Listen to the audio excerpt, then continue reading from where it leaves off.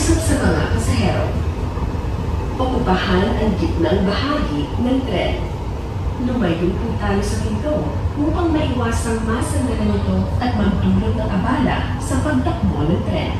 Paparating na sa Ninoy Aquino Avenue Station. Approaching Ninoy Aquino Avenue Station. Paparating na sa PITX Station. Approaching PITX Station. Ugaliing humawak sa mga safety handrails. Reminding all passengers, always hold on to the safety handrails. Paparating na sa Mia Road Station. Approaching Mia Road Station. Ingatan po natin ang ating mga personal na gamit gaya ng bag, cellphone, wallet, at maging ang stored value card o single journey ticket na